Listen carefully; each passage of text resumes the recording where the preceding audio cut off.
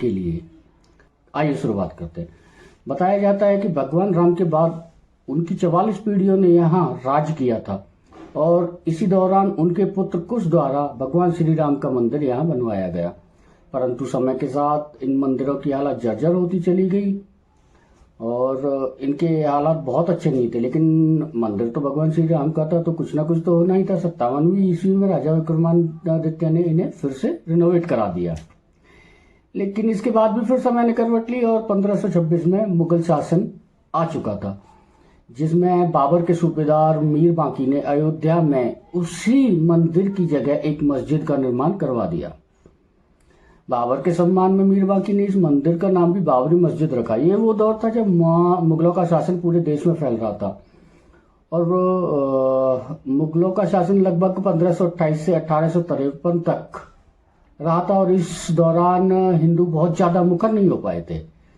लेकिन 19वीं सदी में नवाबों का शासन कमजोर पड़ने लगा था और अंग्रेजी हुकूमत प्रभावी हो चली थी। इसी दौर में हिंदुओं ने रामलला के जन्म स्थल का मामला उठाया था। इसी लड़ाई में अमीर के राजा जयसिंह द्वितीय ने 1717 ईस्वी में बाबरी मस्जिद के बाहर एक चबूतरा बनवा दिया था और अब शुरू हो गया था बाहर चबूतरे पे श्री राम की पूजा और मस्जिद के अंदर नमाज। 1858 तक यही सिलसिला जारी रहा था और बताते हैं इसके बाद 1885 में यह लड़ाई अदालत में पहुंच गई थी, जब निर्मोही अखाड़े के महंत संत रघुबरदास जी ने फैजाबाद न्यायालय में स्वामित्व को लेकर दीवानी मुकदमा दायर। खैर, यह लड़ाई लंबी चलती रही और इसी बीच देश भी आजाद हो गया था। देश के आजाद होने के 2 साल बाद 22 दिसंबर 1949 को एक ऐसी घटना होती है कि मंदिर के अंदर से घंटियों की धुन सुनाई देती है, राम आरती होने की आवाज सुनाई देती है और अंदर लोग बाग भगवान राम की मूर्ति के सामने खड़े होकर पूजा कर रहे थे।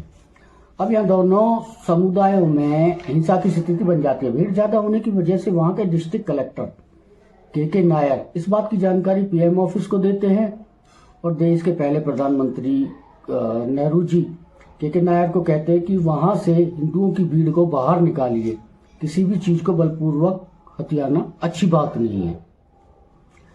समय की स्थिति को देखते के नायर जी इस बात से मना कर देते हैं और नेहरू जी उन्हें अपनी आदत अनुसार कहते हैं, आपको जो आदेश दिया जाता है आप उसे पूरा कीजिए।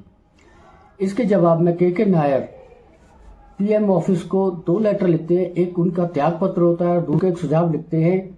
वह लिखते हैं कि इस मामले को कोर्ट में भेज दिया जाए ताकि मामला और ना फंसे। नेहरू जी को उनका ये सुझाव काफी पसंद आया। उन्होंने ये सुझाव तो मान लिया लेकिन उनका त्यागपत्र नहीं माना। खैर, मामला और लंबा चलता गया। 19 जनवरी 1989 को कुंभ मेले के दौरान गांव-गांव में शिला पूजन का फैसला हुआ। साथ ही 9 नवंबर 1989 को राम जन्मभूमि स्थल पर शिलान्यास की घोषणा कर दी गई। काफी विवाद और खींचतान के बीच तत्कालीन प्रधानमंत्री, जिससे उस समय हिंदू काफी नाराज चल रहे थे सायरा बानो केस को लेकर, हिंदुओं को साधने के लिए उन्होंने भी वहां पर शिलान्यास की घोषणा कर दी और इजाजत दे दी। खैर, 1990 के दशक में आंदोलन बहुत तेज हो गया था और इसी बीच सितंबर 1990 को लाल कृष्ण आडवाणी जी ने एक रथ यात्रा निकालने का निर्णय किया। इस यात्रा में जो हमारे वर्तमान प्रधानमंत्री श्री नरेंद्र मोदी जी ने बहुत अहम भूमिका निभाई थी, जो कि उस समय 39 या 40 साल के नौजवान होंगे। इस यात्रा ने राम जन्मभूमि के आंदोलन को एक बड़ी मजबूत धार दे दी थी और देश की राजनीति में भी बदलाव होने लगे थे। इसी बीच इस मामले की सबसे महत्वपूर्ण तारीख आ पहुंची थी 6 दिसंबर 1992। इस दिन अयोध्या में हजारों कार सेवक पहुंच जाते हैं और विवादित ढांचे को गिरा देते हैं। इसकी जगह इसी दिन शाम को अस्थायी मंदिर बनकर पूजा अर्चना शुरू कर दी। केंद्र की तत्कालीन सरकार पीवी नरसिंह राव ने राज्य सरकार में कल्याण सिंह की जो सरकार थी उसे बर्खास्त कर दिया। उत्तर प्रदेश सहित कई जगह सांप्रदायिक हिंसाएं हुई, अनेकों लोगों की मौत हुई। इसी दौरान कार सेवकों पे भी गोली चलाई गई थी, जिसमें लगभग 5 या 6 कार सेवकों की बताई जाती है उस समय मौत हो गई थी।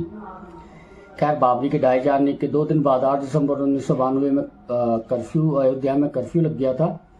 वकील हरिशंकर जैन ने उच्च न्यायालय में खंडपीठ में गुहार लगाई थी कि भगवान राम भूखे हैं और राम भोग की अनुमति दी जाए। करीब 25 दिन बाद 1 जनवरी 1993 को न्यायाधीश हरिनाथ तिलहरी ने दर्शन पूजा स्थल की अनुमति दे दी।